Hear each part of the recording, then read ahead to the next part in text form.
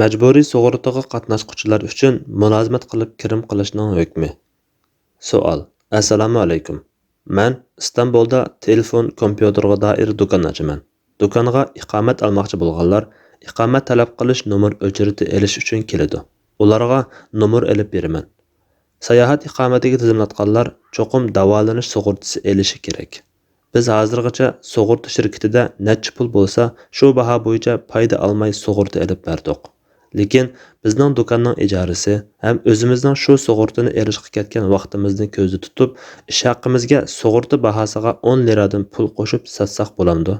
Yoki biz sug'urta olg'uvchilardan talab qilmay, asli bahosida setib, sug'urta shirkatidan do'kon ijarasi uchun ma'lum miqdorda oylik pul talab qilsak yoki bizga oylik maosh to'xtatib berishni talab qilsak bo'lamdi. Buningga tafsiliy aniq bir javob berilishini umid qilaman. Alloh rozi bo'lsin. Javob. Va alaykum assalom va rahmatullohi va barakatuhu. Barliq hamd sanolar Janobi Allohga bo'lsin. Durud va salomlar payg'ambarimizga, u zotning oila taobatlarga, ashablariga va u zotga toki qiyomatgacha ergashganlarga bo'lsin. Dunyoning har qaysi joylarida faoliyat olib berayotgan hozirgi sug'urta shirkatlari jon, mol-mulk va tijorat qatorliq sohalarda shaxslar va shirkatlar uchrab turadigan o't ketish, g'arq bo'lib ketish, so'qilib ketish, yashinib qilish, og'rib qilish, hatto o'lim qatorliq beshig'li kelish ehtimolligi bo'lgan xiyim xatarga qarata kafolatlik qilish uchun paydo bo'lgan. Sug'urta ishi odatda biror sug'urta shirkatiga biroqla yoki qarorlik pul to'lash bilan boshlanib, xatarlik ahvol yuz berganda sug'urta shirkatining sug'urtaga qatnashuvchiga ma'lum miqdorda to'lam yoki imtiyozlarni taqdim qilishi bilan bitadi. Davolanish sug'urtasi bo'lsa, bir shaxs yoki u shaxsga ega bo'lgan biror o'rinning ma'lum bir o'ringa ma'lum bir miqdordagi pulni biroqla yoki bir necha qarorga bo'lib bersa, u o'rin ashu shaxsning ma'lum muddat ichida davolanish chiqimlarini to'laydiganiga to'xtamlashishidan iboratdir. Sug'urta shirkatlari a'zolaridan to'plagan mol-mulkni turli sohalarda ishlatib avutadi. Buning ichida yer-mulk, ilm-setimlik halol savdolarmi, banklarda qo'yib o'simini elishdek harom qilmishlarmi bor albatta. Bu shirkatlarning nishoni xayr-saxovat yoki insoniy yordam kafolati bo'lmasdan, balki ko'p foyda olishdir. Hozirgi zamon sug'urta turlarining eng keng tarqalganlari ichida tijorat sug'urtasi, hayot sug'urtasi, voqea hodisalarga qarta sug'urta va davolanish sug'urtasi qatorliqlardir. Hozirgi zamon sug'urta shirkatlarining faoliyatlarining hukmiga kelsak, bu turli sug'urtalar dastlab paydo bo'lgan chog'larda olimlar bu shirkatlarni tadqiq qilgandan keyin bu vaqtda ularning qarashlari har xil bo'lgan. Ba'zilari harom, ba'zilari joiz desa, yana ba'zilari zaruriyat tepilganda joiz deb qaragan. Lekin bir muddatdan keyin bu talash-tortishlarni cho'ng fiqh akademiyalari va fatvo komitetlari kesib bir taraf qilib, bu vaqtda hayot sug'urtasi bo'lsin yoki davolanish sug'urtasi bo'lsin yoki mol-mulk sug'urtasi bo'lsin, umuman tijoriy sug'urtalarning barliq turlarini harom deb qaror chiqargan. Davolanish yoki tan salomatlik sug'urtasimi ashu harom doiradagi tijoriy sug'urtaning bir turidir. Masalan, Islom fiqh akademiyasi jonga va mol-mulkka qarata bo'lsin, tijoriy sug'urtaning har qanday turining haromligi haqida qaror chiqargan. Bu qarorda mazkur Islom fiqh akademiyasi Saudiya Arabistonidagi katta ulamolar hay'atining Hijriya 1397-yilidagi harom degan qarorni ta'kidlagan. Islom qurultiyiga tava Xalqaro Islom fiqh akademiyasimi bu turli sug'urtalarni harom degan. Hayot sug'urtasining haromligi haqida ayrim fatvo va qarorlar chiqarilgan. Masalan, dunyodagi nurg'un olimlar to'plangan cho'ng organlardan Misr Islom ilmiy tadqiqot akademiyasining 1965-yili chiqargan fatvosi, Islom iqtisodiy xalqaro birinchi qurultiyining 1976-yilidagi fatvosi, Makkadagi Islom dunyosi ittifoqiga tava Islom fiqh akademiyasining 1984-yildagi fatvosi qatorliqlarga o'xshash.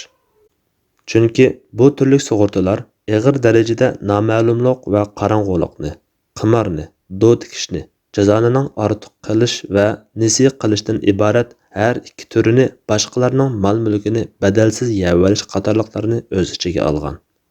Darvaqa, bu turli sug'urta to'xtamlarida haromlik tarafi aniq. Chunki bu to'xtamlar noma'lumlikni o'z ichiga olgan ehtimolli to'xtamlar bo'lg'achqa, bularga qatnashgan a'zolar to'xtamlashgan va pul to'lagan vaqtda keyincha qanchalik pul olishini bilmaydi. Sug'urta shirkatlari mazkur a'zolarga keyincha qanchalik pul to'lashini bilmaydi. Chunki odatda mazkur a'zolar davolanish yoki vaqadan tortadigan ziyonni o'zlari a'zo bo'lgan sug'urta shirkatlarining to'lishi uchun shu shirkatlarga qarorlik yoki biroqla pul to'laydi. Keyin kasalmi bo'lmay, vaqaga uchirmay sug'urtaga to'lagan pullari zoya bo'lib ketishi mumkin. Aksincha, bir yoki ikki qarorda ozgina pul to'lagan kishi bir yoki bir necha qatim og'rib qolib yoki vaqaga uchrab to'laganidan nechasi pul qaytarib olishi mumkin. Mana bu noma'lumlik, qorong'ulik, badalsiz pul to'lash yoki badalsiz pul undirib olishdir. Sahih hadisda Rasululloh sallallohu alayhi vasallam ig'ir darajada noma'lumlikni o'z ichiga olgan savdodan to'sgan. Noma'lumlik ig'irlashib ketsa qimorga yotadi. Ma'lum bir miqdor pul to'lab, keyincha uningdan ortiq pul qaytarib olsa, jazonining har ikki turi shakllangan bo'ladi. Chunki sug'urta shirkati qatnashgan a'zoga u to'lagan puldan ko'proq pul to'lasa, bu ortiq qilish jazonasiga kirsa, bir muddat o'tgandan keyin ortiq yoki kam yoki tang berishi nisilik jazonasiga kiradi. Ya'ni taxi qarorlik pulni vaqtida to'lamagan ahvolda kechiktirganlikdan o'sim bilan birga to'lash shart qilinadi. Natijada bu boshqalarning mol-mulkini nohaq yevalish doirasiga kiradi. Ya'ni kelib, bu turli sug'urtada nohaq to'latishdan iborat shariatga zid keladigan ish bor. Chunki sug'urta shirkatlari u odamni kasal qilib qo'ymagan yoki vaqani sodir qilmagan. Undaqda nima uchun uningga qarata to'lam to'laydi? Yig'ib aytganda, ba'zi bir shaxsiy qarashlarni hisobga olmaganda, ulamolar birliklari va fatvo komitetlarining yuqorqi qaror va fatvolariga binoan bu turli sug'urta shirkatlarida ishlashning hukmi joiz emas. Chunki bu shirkatlar jazoni ig'ir darajadagi noma'lumlik, qorong'ulik, qimor va boshqalarning mol-mulkini yevalish qatorliq shariatda cheklangan muomalalarni qiladi. Bu shirkatlarda ishlagan kishimi shu harom muomalalarni ijro qilishga qatnashgan bo'lib, ularga sherik bo'lgan bo'ladi. Bu vajidan sizning sug'urta shirkatlaridan do'konga ijara pul yoki o'zingizga maosh olishingiz bu shirkatlarda ishlash doirasiga kiradigan bo'lg'achqa to'g'ri bo'lmaydi.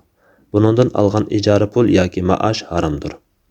Burun sug'urta shirkatlarida xizmat qilib maosh olganlar keyin hukmining haromligini bilib, u xizmatdan tashlaganlar bo'lsa, tavba istig'for aytish bilan birga yaxshi amallarni ko'p qilishi, shundaqla shu yo'llardan yig'ilib qolgan pul bo'lsa, harom pul miqdorini mo'lchallab, uni muhtojlarga berib o'tish orqali uningdan qutulishi lozim.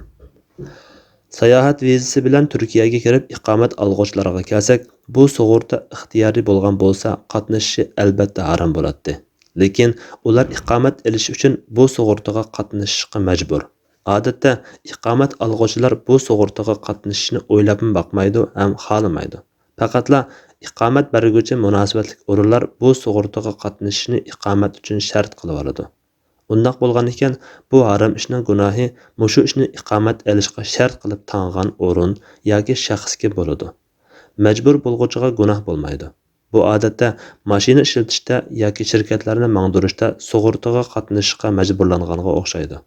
Bu yerda shuni ta'kidlash kerakki, davolanish chiqimi qimmat bo'lgan davlatlarda yashab, o'z yenidan pul xarjlab davolanish imkoniyati topolmaydiganlarmi zaruriyat topilgan bo'lg'achqa davolanish sug'urtasiga qatnashsa, ularga gunoh bo'lmaydi. Ya'ni ba'zi davlatlarda xali keng xalq ommasi sug'urtaga qatnashishga majbur bo'lib qoladi. Qatnashmagan taqdirda ba'zi doktorxonalarda davolanolmaydi. Yana ba'zida davolanishga munosabatsiz ba'zi bir haq-huquqlardan mahrum bo'lib qoladi. Bundaq zaruriyat tepilib sug'urtaga qatnashishga majbur bo'lib qilib, qatnashsa gunoh bo'lmaydi. Alloh taolo mundaq degan: Kimki majbur bo'lib, ko'ngli xolamasdan yoki chekdan oshmagan holda yesa, uningga hech gunoh bo'lmaydi. Chunki Alloh intayin mag'firat qilg'uchidir, mehribondir. Maida surasi 3-oyat.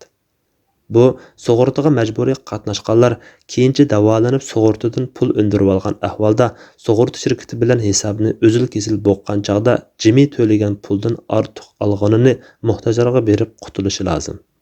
Yana ba'zi davlatlarda shirkat va zavod egalari qo'lida ishlatayotgan ishchi xizmatchilarini sug'urtaga qatnashtirishga majbur bo'lib qoladi. Qatnashtirmasa odam ishlatilmaydi. Mazkur shirkat va zavod egalari qo'lidagilarni sug'urtaga qatnashtirishga majbur bo'lg'achqa, ishchi xizmatchilarimi sug'urtaga majburiy qatnashtirilgan bo'lg'achqa, har ikki tarafga gunoh bo'lmaydi. Bundaq ishchi xizmatchilar davolanish jarayonida sug'urtadan foydalansa, pensiya maosh olib foydalansa, ularga gunoh bo'lmaydi. Yuqorqi bayonlardan ma'lum bo'ladi-ki, bu sug'urtaga navbat elishga majbur bo'lganlardan navbat elib berish badaliga pul olsangiz sizga gunoh bo'lmaydi. Bu ishingiz harom ishga yordamlashganlikmi bo'lmaydi. Chunki u kishilar majbur bo'lib qolganlikdan bu navbatni elishi ularga mubah bo'ladi.